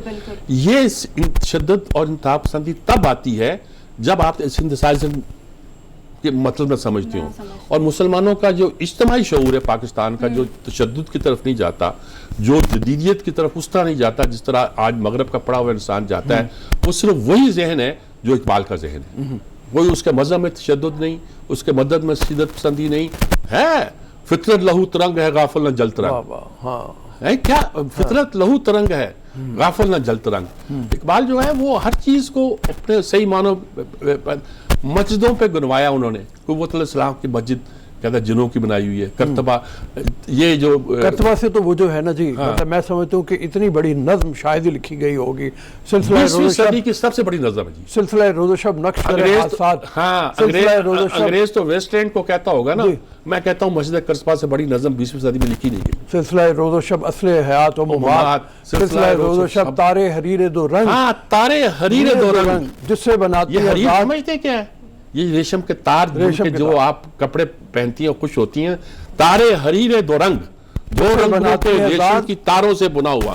سلسلہ روز و شب، ایک رات تاریخ ایک دن، اور تارے حریر دو رنگ، دو رنگوں کے یہ ریشمی تار ہیں جن سے یہ بنا گیا ہے. جسے بناتی ہے ذات اپنی اپنی قبائل قبائل صفات. صفات جس سے بناتی ہے ذات خدا کو کہتے ہیں اپنی قبائل صفات, اور صفات وہ جو ہم پہ ظاہر ہو رہی ہیں. تو مشاعرہ اور بیت بازی کا مجھے اتنے زبردست جو مزہ آ رہا ہے, جو کیری آن. اچھا, تو میر صاحب ذرا پولیٹیکل, مطلب آپ نے کافی بات کر دی ہے, لیکن حقیقت میں اگر دیکھا جائے تو پولیٹیکل فلسفی کو اقبال کی جتنا عام کیا جانا چاہیے تھا اتنا عام نہیں ہوا, مطلب لوگ نہیں جان پائے, نہ ان کو بتایا گیا, مطلب اس طریقے سے. یہ بات آپ ٹھیک کہتے ہیں. اصل میں اقبال بھی مجاوروں کے ہاتھ میں آ گئے ہے جی, اور سارا سال کرتے ہیں, باقی جو کچھ کرتے ہیں قوال کرتے ہیں. ہم ایک بار یوم اقبال منا لیتے ہیں اور باقی جو کچھ کرتے ہیں قوال کرتے ہیں, ان کو سپورٹ کر دیتے ہیں بالکل بجائے جا. اصل میں ضرورت اس بات کی ہے کہ فکر اقبال پر کہ یہ صرف دکھاوے کی چیز نہیں ہے, لیبل نہیں ہے کہ اقبالیت کا لیبل لگا دیا سمجھ لیا. یہ ہے کہ اس پہ کام ہونا چاہیے. جیسے میں کہتا ہوں کہ ہمارے ہاں بڑی بحث پچھلے دنوں چلی سیکولرزم کی, میں نے ابھی بتایا نا, اقبال کی پوری نظم ہے جس میں اس نے لکھا ہے کہ دارا جب آیا, دارا شکو آیا, تو اس کے آنے سے اکبر کا وہ فکر جو تھی پیدا ہوئی, اس پر اللہ نے اورنگزیب کو پیدا کیا. اور اورنگزیب کے بارے میں فیصلہ انہوں نے کیا کیا کہ ترکش مارا قدنگ آخری. ٹیپو سلطان کے بارے میں ان کی رائے یہ تھی کہ ٹیپو سلطان 1799 میں اگر سرنگا پٹم کی یا فال نہ ہوا ہوتا اور نپولین کی فوج جو ہے بحیرہ روم میں شکست نہ کھا گئی ہوتی, تو اس کے پھر یہ دو واقعے اگر نہ ہوئے ہوتے تو دنیا کی تاریخ مختلف ہوتی. ٹھیک ہے سر, ابھی ہمیں شو میں ایک بریک شامل کرنی ہے. رؤف صاحب اور سجاد میر صاحب دو ہم خیال لوگ جو ہیں وہ مل بیٹھے ہیں, بڑی انٹرسٹنگ قسم کی گفتگو ہو رہی ہے, انفیکٹ ادبی گفتگو ہو رہی ہے جس کے بہت زیادہ گہرائی والے میننگز ہیں. خیر ابھی ہم شو میں ایک بریک شامل کرتے ہیں, گفتگو کا سلسلہ جاری رکھیں گے بریک کے بعد. Stay with us. سر آپ سے یہاں پر ایک سوال کرنا چاہوں گی. ہمارا جو نصاب ہے اس میں علامہ محمد اقبال کے اشعار بھی موجود ہیں, پوئٹری بھی موجود ہے, بٹ ہمارے جو اسٹوڈنٹس ہیں وہ صرف اس کو امتحان میں کامیابی کی غرض سے پڑھ لیتے ہیں, شاید یاد بھی کر لیتے ہوں, بٹ وہ جو اس کی ایکچوئل روح ہے اس کو نہیں سمجھ پاتے. کیا کیا جائے کہ ہم جو اقبال کی شاعری ہے اس کی جو اصل روح ہے اس کو سمجھ سکیں؟ یہ ٹھیک بات ہے. آپ اس کو جو چیزیں ہم نصاب میں پڑھتے ہیں نا جی, اب ایک تو یہ بات ہوگی کہ نصاب کی اہمیت جو ہے دنیاوی فائدوں کے لیے ہو گئی ہے کہ یہ کمپیوٹر سائنس آپ کو کیا دے گی, اور اگر آپ فلاں چیز میں تعلیم حاصل کریں تو کیا حاصل ہوگا. اقبال بھی ہم نمبر لینے کے لیے شاید پڑھتے ہوں گے, اور اقبال کو ہم نے صرف ذریعہ بنا لیا ہے کہ کس طرح سے ایک خانہ پوری کر لیں تحریک پاکستان کے حوالے سے, اقبال کو داخل کر کے اس کو کر لیں.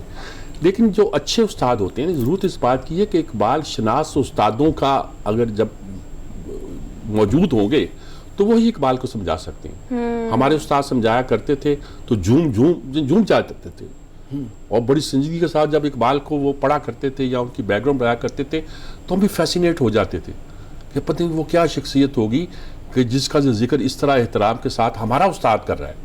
استاد کی تو آدمی ایک اس وقت بڑی ایک ایک دبدبہ روب ہوتا ہے. ہم کہتے تھے وہ جب اقبال کا ذکر اس طرح کر رہا ہے, آج کے اساتذہ میں سے بڑی تعداد ایسے لوگوں کی ہے شاید اقبال کو بھی فالو نہیں کر پاتے. بالکل. اور یہ خودی کا مطلب یہ لیا گیا ہے کہ خودی کو کر بلند اتنا کہ ہر تقدیر سے پہلے خدا بندے سے خود پوچھے بتا تیری رضا کیا ہے. یہ شعر ہم نے اس پر لکھ کے لگا رکھے ہیں رکشاؤں پہ.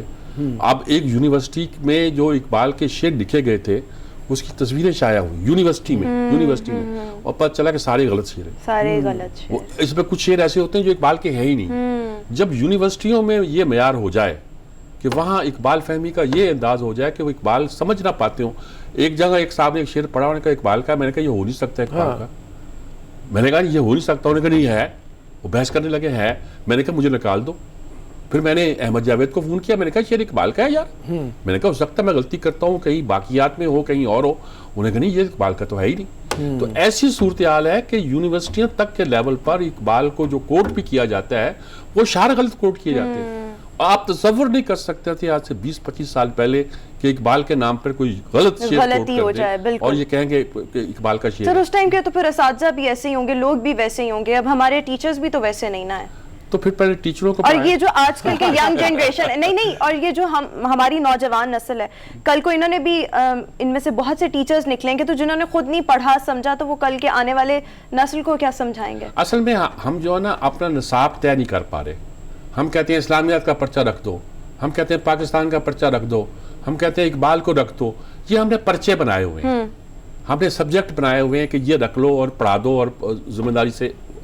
یعنی کہ اگر آپ نے اسلامیات پڑھانی ہے تو اس کا مطلب ہے کہ آپ اسلامی شعور پیدا کریں. آپ نے اقبال پڑھانا ہے تو اس کا مطلب یہ کہ آپ اقبالیات کا شعور پیدا کریں. آپ نے پاکستان اسٹڈی کا پرچہ پڑھانا تو اس کا مطلب ہے کہ پاکستان کی روح کو سمجھیں. میں پاکستان اسٹڈیز کا پرچہ پڑھاتا تھا یونیورسٹی میں, نیشنل اور انٹرنیشنل افیئر میں جو پاکستان کا حصہ تھا. میں کہتا چھوڑ دو ساری باتیں کہ فلاں معاہدہ کیا ہوا, پیکٹ کیا ہوا, یہ ہوا, یہ تم پڑھ کے آ جاؤ گے, ورنہ انٹرنیٹ پہ دیکھ لو گے. 4 چیزیں ہیں بنیاد: خطبہ الہ آباد, قرارداد لاہور, قرارداد مقاصد, اور اقبال کی وہ تقریر جو 11 اگست کے حوالے سے بہت شورا آفاق گنی جاتی ہے. 4 چیزیں کوئی ایک اچھا ٹیچر پڑھا دے, پورا پاکستان سمجھ آ جائے گا. اچھا ٹیچر پڑھا دے. سر, ہمارے پرائم منسٹر صاحب بہت دفعہ یہ بات کہہ چکے اپنی تقریروں میں بھی کہ ہم اقبالیات کو متعارف کروائیں گے, ہم ہسٹری پڑھائیں گے پاکستان کی, اسلامک ہسٹری پڑھائیں گے اپنے نصاب میں, تاکہ ان سب چیزوں سے ہم جو اپنی نوجوان نسل ہے اس کو روشناس کروا سکیں. آپ کو لگتا ہے ان تمام چیزوں پر امپلیمنٹ ہو رہا ہے سم ہاؤ؟ کہیں ہوتا ہوا دکھائی دے رہا ہے آپ کو؟ مجھے نہیں ہو رہا, بٹ آپ زیادہ کے خواب ہوں, اگر آپ کے خواب ہوں کہ آپ یہ کرنا چاہتے ہیں, آپ تصوف کی یونیورسٹی قائم کرنا چاہتے ہیں, عبدالقادر یونیورسٹی قائم کر دی, حتیٰ کہ یہاں آپ انسٹیٹیوٹ بھی قائم کیا خاتون اول نے, وہ شاذلی, لوگ پوچھتے شاذلی ہے کیا, سلسلہ ہے کیا. ایک بہت اہم آدمی کا مضمون چھپا اس دن اگلے دن, اور معلوم ہوا, اور میں نے نکالا معارف اسلامیہ یعنی اسلامی انسائکلوپیڈیا پنجاب یونیورسٹی کا, اور اس میں لفظ پہ لفظ جو تھا وہاں سے لے کے دے دیا گیا تھا. ابھی آپ کو جب پتہ ہی نہیں ہے, آپ صرف نام لیے جا رہے ہیں, اور آپ کو نہیں پتا کہ آپ نے یہ شاذلیہ ادارہ کیوں بنایا ہے, جو تصوف کا سلسلہ پاکستان میں اگر نہیں موجود, اور اس سلسلے کو آپ متعارف کرانا چاہتے ہیں کسی خاص وجہ سے, کسی خاص روح کے تحت, اس کو آپ نہیں سمجھیں گے, لوگ نہیں جانیں گے, تو وہ اس طرح کی باتیں کریں گے, پڑھی پڑھائی باتیں. پڑھی پڑھائی باتوں سے نہ اقبال سمجھ آتا ہے, نہ اسلام سمجھ آتا ہے, نہ پاکستان سمجھ آتا ہے. اچھا میر صاحب, تھوڑا سا ذرا اس کی طرف آ جائیں کہ اقبال نے بچوں کو موجودہ تعلیم, پہلے بھی میں نے آپ سے ذکر کیا تھا, تعلیم حاصل کرنے کے لیے بہت زیادہ زور دیا, اور تخلیقی صلاحیتیں ان کے اندر پیدا کرنے کے لیے بہت زیادہ زور دیا. میں تو جو پہلے آپ کو شعر سنا رہا تھا بریک میں کہ جو تو شب آفریدی چراغ آفریدم, اے اللہ تو نے رات بنائی, میں نے دیا بنا دیا. ہاں, اے آل آفریدی سفال آفریدم, تو نے مٹی بنائی, میں نے پیالہ بنا دیا. بیابان و کوثر و راگ آفریدی, تو نے جنگل بیابان ویرانے بنائے. خیابان و گلزار و باغ آفریدم, میں نے ان کو تبدیل کر دیا باغوں میں, خیابانوں میں. مقصد بنیادی طور پہ ان اشعار کا یہ ہے کہ مسلمانوں کو یہ بتایا جائے کہ اللہ تم سے تخلیق چاہتا ہے, تخلیقی صلاحیتیں چاہتا ہے, اپنے اندر وہ پیدا کرو. اللہ نے دنیا بنا کے دے دیا, کائنات بنا کے دے دیا, اس کے اندر تمہاری تخلیق ہوگی. تخلیق سے ہم دور ہیں. انہوں نے کہا یہ کہ خالق حقیقی نے جو کچھ بنایا ہے, اس سے آپ تخلیق کے جذبے سے کام لیں تو اس سے کیا بنا دیا, کیا سے کیا ہو سکتا ہے. اس نے رات بنائی, تم نے چراغ بنا دیا. اس نے مٹی بنائی, تم نے پیالہ بنا دیا. یہ جو ہے نا کہ آپ مٹی کو اگر مٹی رہنے دیں گے تو پھر مٹی ہو جائیں گے, لیکن مٹی سے اگر آپ پیالہ بنا لیں گے تو پھر آپ پھر میں کیا کہوں, کیا ہو جائیں گے. پیالے کے ساتھ بہت سی نسبتیں قائم ہو جاتی ہیں, لیکن بات یہی ہے کہ سبق یہ دینا ہے کہ وہ خالق حقیقی آپ سے اس بات کا تقاضا کرتا ہے کہ اس کی تخلیق پر ہاتھ دھرے بیٹھے نہیں رہیں, بلکہ اس تخلیق کے جذبے کو آپ بروئے کار لا کے اس کو کہیں سے کہیں پہنچا دیں. اور انسان میں اللہ نے اتنی صلاحیتیں رکھی ہیں, اتنی تخلیقی صلاحیتیں رکھی ہیں کہ وہ کیا سے کیا بنا سکتا ہے. بالکل, یہ پورے کا پورا جو ہے کہ مطلب یہ نقشہ یہ ہے کہ جو آپ کو بتاتا ہے کہ آپ کو کچھ کرنا ہے, یہ نہیں کہ ہاتھ پہ ہاتھ دھرے بیٹھے رہنا ہے. اور مسجد کرتبہ آپ پڑھ رہے تھے, مسجد کرتبہ میں ایک نہیں کئی چیزیں آتی ہیں ایسی جو آپ کو کچھ کرنے کی دعوت دیتی ہیں. ہاں بالکل. ایک کشمکش ہے اقبال کے ہاں, ایک سنتھسائزر کا استعمال کیا. یہ ہمارے جو مارکسی دوست ہیں یا ایون ہیگلین جو ہیں, جو تھیسس, اینٹی تھیسس اور سنتھیسس بناتے ہیں کہ ایک چیز پھر اس کا رد, پھر اس کے بعد اس کو ایک نئی شکل بناتے ہیں. یہ پروسیس جو ہے یہ اقبال کے ہاں ان معنوں میں تو نہیں, لیکن ان معنوں میں موجود ہے کہ ہر قدیم اور جدید سے بعد ہم ایک نئی چیز بناتے ہیں, اور پھر نئی چیز کے बात दूसरी नई चीज बनती है। हाँ। यही क्रिएटिविटी इज द लेसन। हाँ। बिल्कुल, क्रिएटिविटी होनी भी चाहिए। आज अल्लामा मोहम्मद इकबाल साहब को, उनकी पर्सनालिटी को, उनकी शायरी को खराज तहसीन पेश करने का दिन है। अभी हम शो में एक ब्रेक शामिल करेंगे, एक ब्रेक के बाद वापस आएंगे।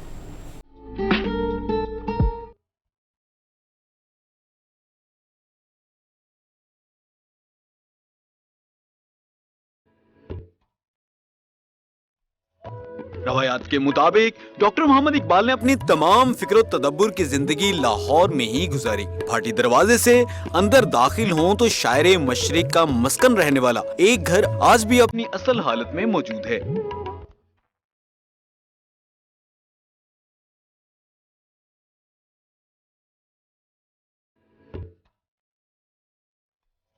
पाकिस्तान का ख्वाब देखने वाले डॉक्टर सर मोहम्मद इकबाल के इस घर में अब एक बैंड वाले अपना कारोबार कर रहे हैं, मगर इस घर की हालत उन्होंने वैसी ही रखी है जैसी आज से 1 सदी से ज्यादा अरसा पहले थी। 10 साल पहले की बात है, तो एक शख्स आया, उसने कहा जी आपने ये बिल्डिंग फरोख्त करनी है। मैं कहा नहीं जी मैं नहीं करूँगा बिल्डिंग फरोख्त, क्योंकि हमारा कारोबार जा रहा है। उसने कहा आप कर दें, आपको मैं अच्छी ऑफर दूंगा। उसने कहा कि मैं इसको गिरा कर ना इसमें प्लाजा बनाऊंगा। मैंने कहा तू मुझे सारा लाहौर भी मेरे नाम लिख देना तो मैं बिल्डिंग में तुझे दूंगा, क्योंकि ये अलामा साहब की विरासत उसके नाम से मंसूब है। हमने कोशिश की कि इस बिल्डिंग को जो है ना हद्दुल इम्कान जितना भी हो सके कि इस बिल्डिंग को उसी हालत में इसको रखा जाए जिस हालत में है। तो जितनी हमने कोशिश की, तो क्योंकि काफ़ी लोग फिर देखने के लिए भी आते हैं आपकी तरह, तो फिर वो अच्छा लगता है कि लोगों को ओरिजिनल हालत में मिले, ना कि ये चेंज हो जाए। इसी घर में बर्रे सगीर की अहम सियासी शख्सियात अल्लामा इकबाल से मुलाकात के लिए आती रहीं। शायर मशरिक की सियासी जिंदगी का ज्यादा हिस्सा और मसरूफियात भी इसी घर से वाबस्ता रही हैं। अंदरून भाटी दरवाजे में वाक़े शायर मशरिक अल्लामा डॉक्टर मोहम्मद इकबाल का ये घर आज भी अपनी असल हालत में मौजूद है और इस बात की अक्कासी करता है कि जिंदा कौमें अपने इस्लाफ को कभी भी फरामोश नहीं करती और उनसे वाबस्ता यादों को हमेशा के लिए महफूज रखती हैं। कैमरामैन रेहान शेख के साथ इदरीस शेख, पब्लिक न्यूज़, लाहौर। तो खुसूसी रिपोर्ट आपने मुलाहिजा की और आज हम इस शो में अल्लामा मोहम्मद इकबाल की जो पर्सनालिटी है उसके मुख्तलिफ पहलू जो हैं उसको भी डिस्कस कर रहे हैं। और उनकी वफ़ात के मौके पर कायद आज़म मोहम्मद अली जिन्ना साहब ने एक ताज़ियती बयान दिया था जिसमें उनका ये कहना था कि अल्लामा मोहम्मद इकबाल साहब एक अच्छे रहनुमा थे, दोस्त थे, फ़लसफ़ी थे और जो मतलब तहलीक पाकिस्तान का अगर जिक्र किया जाए तो उनके इरादे वो कभी भी मुतज़लज़ल नहीं हुए थे और चट्टान की तरह डटे रहे थे। सज्जाद मीर साहब हमारे साथ मौजूद है। मीर साहब, अल्लामा इकबाल का जो तस्वुर तालीम है उसके चंद अनासर पर भी रोशनी डालिएगा। असल में इकबाल का जो जितने भी तस्वुरात हैं वो एक ही चीज़ पर उसकी बुनियाद है, वो जिसको हम आम मानों में कहते हैं कि इकबाल के यहाँ एक इश्क का तस्वुर था, इकबाल के यहाँ खुदी का तस्वुर था, इकबाल के यहाँ ये सारी चीज़ें जो मौजूद हैं वो उसकी बुनियाद क्या है? बुनियाद ये है कि ज़िंदगी का एक असलूब जो है वो ख़ास तौर पर बनाया जाए। तालीम पे उन्होंने लिखा भी है और ख़ास तौर पर वो इस पर इंटरेस्टेड थे कि इस पर काम किया जाए। और बुनियादी किताबें जो इक़्तिसादियात पे उनकी किताब है जो बहुत कम लोग देखते हैं, वो एक तरह के निसाब के तौर पर ही उन्होंने लिखी थी। इकबाल का ताल्लुक इकनॉमिक्स के क्या हो सकता है, लेकिन उन्होंने मजदूरी समझा कि इस काम के लिए इस काम को भी दिया जाए। और जो ख़ास तौर पर इकबाल अलीगढ़ मैंने अभी औरों का है प्याम और मेरा प्याम और है, इश्क दर्दमंद का तर्ज कलाम और है। इकबाल ख़ास तवज्जो देते थे नौजवानों पर, तवज्जो देते तालिब इल्मों पर, तालीम पर। ये सारी वो बातें हैं जिसको मैं कम लफ्ज़ों में बयान कर नहीं पा रहा, मैं इसको सोच रहा हूँ कैसे इसको बयान करूँ। आप ये करें कि इकबाल इल्म जो है, जैसे हम आज तक कहते हैं ना कि इल्म तरबियत के बगैर नामुकम्मल है, उस तरह इकबाल के यहाँ जो उनका सारा पैगाम है और नई नस्ल की जो तरबियत है वो इम्पॉर्टेंट थी और वही उनका इल्म था, वही उनकी तालीम थी, वही उनकी तरबियत थी। ये सारी चीज़ें उसमें एक और चीज़ ऐड कर लेते हैं ना। हाँ। कि जैसे इल्म के हवाले से हमने पहले भी इसका जिक्र किया और वो ये है कि मैं बात करूं कि मेरी सुराही से कतरा कतरा नए हवादिस टपक रहे हैं, मैं अपनी तस्बीह रोज़ सबका शुमार करता हूँ दाना दाना दाना। हाँ। न था अगर तू शरीक महफिल, हाँ। कसूर तेरा है या के मेरा, मेरा तरीका नहीं कि रख लूं किसी की खातिर मैं शबाना। तो मतलब ये है कि दुनिया तब्दील हो रही है, वो बात ये कह रहे हैं मेरी सुराही से कतरा कतरा नए हवादिस टपक रहे हैं। تو ہر لمحہ ہر لہجہ تبدیل ہو رہی ہے. وہ ایک اور طرح سے جب ایک اور جگہ پہ بات کرتے ہیں فریب نظر ہے سکون و ثبات تڑپتا ہے ہر ذرہ کائنات. یہ ذرہ کائنات آپ کو دعوت دے رہا ہے کہ آپ بھی آگے بڑھیں اس نئی تبدیل ہوتی دنیا دل میں. مرتضیٰ سوز صدیق دے ہاں جوانوں کو پیروں کا استاد کا سارا وہ اقبال کا تو ایک وہی تڑپ ہے, تڑپ پیدا کرنا چاہتے ہیں وہ نوجوانوں میں بھی ہر ایک میں بھی. اور اسی کشمکش کا نام وہ زندگی کو سمجھتے ہیں. اقبال کے ہاں ہم سب دیکھیں نا جی جسے ہم کہتے ہیں نا ہر کی تصور ہے اقبال کا زندگی کا, سکون کا تصور نہیں ہے, بیٹھے بٹھائے والا نہیں. وہ جہاں انہوں نے لوگ سمجھتے ہیں شاید وہ روحانیت کے خلاف تھے, لیکن وہ ایک ہمارے پرانے عجمی تصوف کے بارے میں جو اقبال کے کمنٹس ہیں وہ صرف اس لیے ہیں کہ سکون کے سے بیٹھے رہنے کا نام زندگی نہیں ہے, بلکہ ہر کی زندگی کا نام ایک. وہ کہتے ہیں کہ وہ تو ذات بہت کے بارے میں خدا کے بارے میں بھی کہتے ہیں کہ دم دم آ رہی ہے صدائے کن فیکون, صدائے کن فیکون. یہ کائنات یہ ناتمام ہے شاید کہ آ رہی ہے صدائے کن فیکون, کہ آ رہی ہے دم دم صدائے کن فیکون. مطلب یہ کہ یہ خود خدا کی ذات بھی آگے ہی بڑھ رہی ہے. یعنی کہ یہ تصوف ہے جس پہ بہت سے لوگوں نے کہا کہ یہ آپ کیا کہہ رہے ہیں, لیکن اقبال وہاں تک پہنچتے ہیں اور اس کا مطلب وہاں دیکھیں بھی دعوت ہے بنیادی اسی حرکت کے تصور پر ان کا تصور خودی ہے, ان کی حرکت کے تصور پر ان کا تصور عمل ہے, اسی حرکت کے تصور پر اقبال کی ساری چیزیں جو ہے قائم ہے.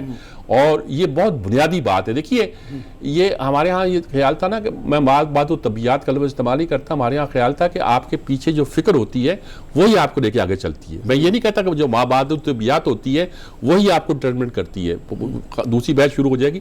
لیکن یہ جو ہے کہ جو فکر ہے آپ کی وہ لے کے آپ کو آگے چل. اقبال کی فکر میں حرکت کا تصور, آگے بڑھنے کا تصور, زندگی کو ڈائنامک سمجھنے کا تصور یہ بہت پایا جاتا ہے. اچھا سر, جس طرح سے ہم دیکھیں مطلب ابھی آپ نے بھی ذکر کیا کہ علامہ محمد اقبال کی اگر ہم پوئٹری کو دیکھیں تو اس میں ینگسٹرز کے لیے بہت زیادہ میسج ہے. مطلب اگر دیکھا جائے تو انہوں نے نوجوانوں کو پیغام دینے کے لیے جن استعارات کا استعمال کیا ان میں مطلب ایک اہم ذریعہ اگر ہم دیکھیں تو شاہین تھا. وہ پرندہ جو بہت بلندی پر پرواز کرتا ہے, بہت زیادہ دور اندیش ہوتا ہے. آپ کو لگتا ہے تمام جو کیریکٹرسٹکس ہیں ہمارے آج کل کے جو نوجوان ہیں ان میں پائی جاتی ہے, بیکاز یہ وہ خصوصیات ہیں جو علامہ اقبال اپنی نوجوان نسل میں دیکھنا چاہتے تھے. دیکھیں شاہین کا تصور ایسا تصور ہے کہ جو آج بھی ہمارا آئیڈیل ہے قوم کا, ہم اس کو اٹین کر سکتے ہیں, چاہے وہ شاہین ہو چاہے شاہین شاہ آفریدی. ہاں جپٹنا پلٹنا پلٹ کے جھپٹنا, لہو گرم رکھنے کا ہے ایک بہانہ. دیکھیں کمال کا ہے, لہو گرم رکھنے کا ہے ایک بہانہ. پرندوں کی دنیا کا درویش ہے یہ کہ شاہی بناتا نہیں آشیانہ. یعنی کہ ساتھ یہ بھی ہے کہ یہ نہ سمجھنا کہ یہ کچھ شکاری آسمانوں پہ پابندیوں پہ کبوتروں کو پکڑنے کے لیے چل رہا ہے, کہ پرندوں کی دنیا کا درویش ہے یہ. درویش بھی شاہین کو کہا کہ شاہی بناتا نہیں آشیانہ. تو یہ سارے تصورات کو اقبال دیکھیں, شاعری میں خوبی یہ نہیں ہوتی کہ آپ کہیں یہ گلاب ہے, اس کے ساتھ کانٹا بھی ہے, اس کا رنگ یہ ہے. اس کی ایک صفت کو آپ لیتے ہیں, باقی نظم کے ساتھ اسی ترازمے کو اسی علامت کو لے کے آگے بڑھتے ہیں.